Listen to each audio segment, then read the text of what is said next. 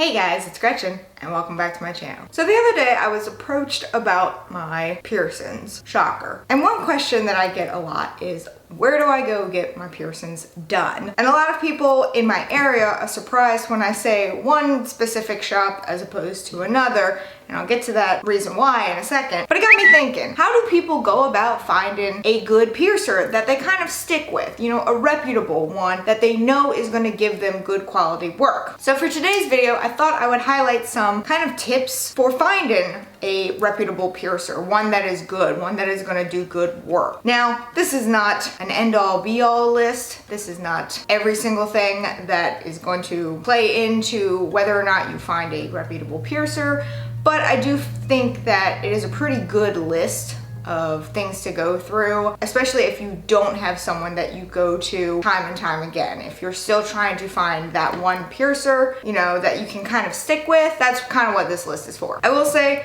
that there are a few, I don't want to say controversial, but some people might want to argue with me on one point. You'll know what point it is when I get there. Slow your roll. So let's just go ahead and start with how to find a reputable piercer. The first thing you should obviously do is research. Wherever you may live, wherever you may be willing to travel, look at reviews online, look at portfolios online. These are gonna be some pretty big resources for you in determining what piercer to go to. Reviews are probably one of the best things that you can do. However, not always the case, so keep that in mind. Doing a simple Google search, piercers, you know, piercing shops. See what kind of reviews people are leaving. See the star reviews people are leaving. Take some of those reviews with a grain of salt. You know, someone may have gone in and had a bad day and that's like the only bad review. Don't let that be the final thing that makes you decide whether or not you should go to a piercer, but it should kind of be your baseline. Looking at their reviews, looking at their portfolios. If it's a shop that has multiple piercers there, see the kind of work that they do. You know, make sure that piercings look like they're in the right spot. They kind of go well with the anatomy, making sure that they don't look like they're crooked at all. Again, these are gonna be things that are readily available for most piercers. Instagram is gonna be a great resource for you because people are gonna wanna show off their work. It doesn't matter what field you're in, people want to show off their work, and Instagram is a great way to highlight that. Once you have kind of gone through the reviews and gone through portfolios and narrowed it down maybe to several shops, you need to make sure that you assess the environment. This means that you're checking for cleanliness, you're checking that it's sterile, you're making sure that this is going to be a safe environment for you to get a piercing in. Now,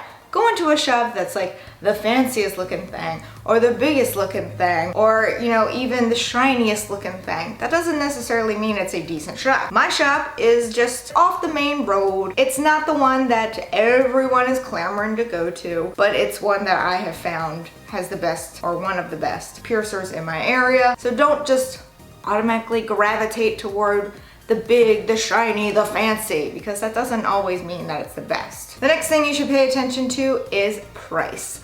Check those dollar signs because cheap does not always mean it's great, and vice versa. Just because it's more expensive doesn't mean that it's going to be the best possible piercer. One thing you can do is check to see how prices compare to others in the area. So if you're finding that one place is like $100 per piercing, and then most everyone else is like 30 to 50, that's something to take into consideration. Vice versa, if you're looking at a shop and it offers like $10 piercings, which don't even get me started on that, and you're noticing everyone else in the area is like 50-ish or so, also take that into consideration. I always kind of use my belly button experience as an example for price points because there's this one shop in the area where everyone goes to because they have $10 piercings, and believe me, you get what you pay for, because that was where I got my belly button pierced because it was $10. Wow, big steal. And then it ended up being pierced in the wrong spot and I had to go to the emergency room, and it was just a whole lot of fun. Take that as you will. So this is my point that I might receive some kind of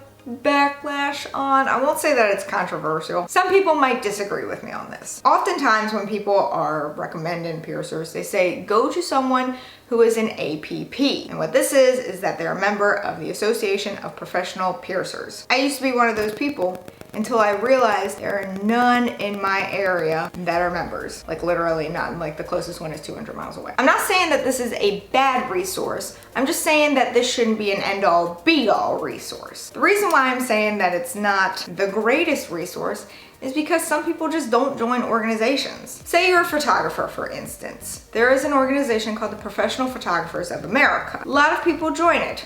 A lot of people don't. There are reasons why people don't join organizations, whether it's cost of fees or just they find it unnecessary. They may not see the point in joining an organization, especially if you have to pay an arm and a leg to join. Not sure how it is for the Association of Professional Piercers, but I digress. There are reasons why people do not join organizations. Just because a piercer is not a member doesn't mean that they should be ignored completely. Take that as you will. Like I said with, my example of professional photographers, this is going to be the same with any kind of organization. Just because someone is not a member doesn't mean that they're not good. Across the board, doesn't matter what field you're in or what organization you're with, that's just how it is. Listen to referrals from those that you trust, not necessarily from Jane Doe on the street. Listen to people you trust. If there are people you know who have gone to certain piercers, they've gone time and time again, they've gotten good results, listen to those referrals. If you start hearing people go to a certain piercer and they're like, I had to take it out eventually, or it was pierced incorrectly, yada, yada, yada,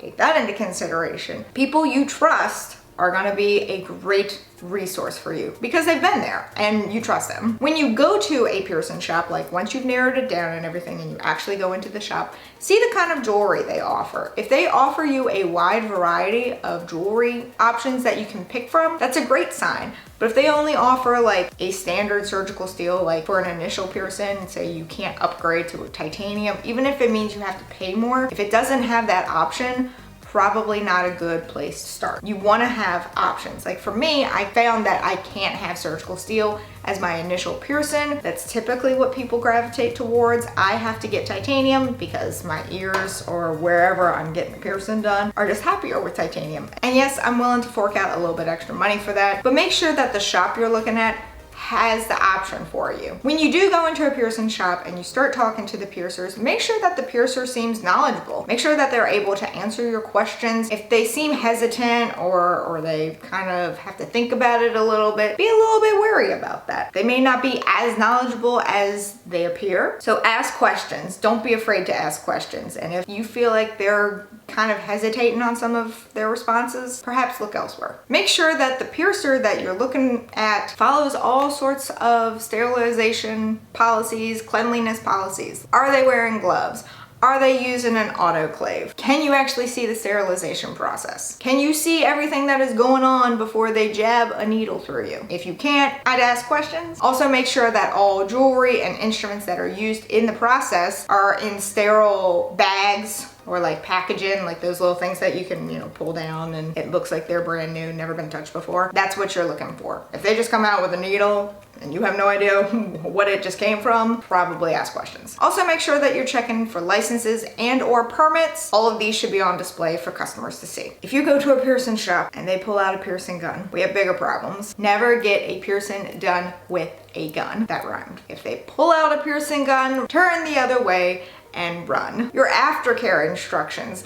Now, unfortunately, this is one of those points where it's like, can't really tell until after the fact, but this may also come from the verbal referrals by friends. If a piercer offers you not only verbal instructions on aftercare, but also written ones on aftercare so that they cover all their bases, that's a great sign. Most piercers, like once they've given you your piercing and everything like that, they will go through the process and the steps of how you should be taking care of your piercing. They will also offer a written piece of paper that they can hand you, whether it's on a sticky note or whether it's an actual typed up sheet of paper. They should offer you in both formats. That way, you're covered. You know what you need to do. You're not expected to remember. Now, this is not always the case, especially if you're a repeat customer like myself. They're just kind of like, yeah, you know how to do this now. I'm like, yeah, don't waste your paper. But if it's one of your first times or if you've only been there a few times, you should get both options. I will say if they also are suggesting you use certain products like hydrogen peroxide or even ointments like Neosporin, probably don't go there again or in the first place. They may suggest that like off the bat, like when you're asking about piercings, they'll be like, this is the aftercare. If they suggest anything like that, turn around, walk out the door. Make sure you are asking questions. I already mentioned this once before, but I'm gonna harp on it a little bit more. Make sure you are asking questions and don't feel pressured to get a piercing. Just because you walked into the shop to ask questions, to inquire about piercing, doesn't mean you actually have to get it done there. You're trying to find the best place for someone to shove a needle through you. Don't feel pressured to get it done just because you felt like maybe you used their time, but that's because you're trying to find the best place. And the last thing that I can offer you is go with your gut instinct. You have those feelings for a reason. Those feelings in the pit of your stomach, they're there for a reason. This is not, a surefire method. It is not 100% accurate. You may feel completely off at a place and they're perfectly fine. Go with your instincts though. If you're not comfortable there, you're not gonna be comfortable getting a piercing.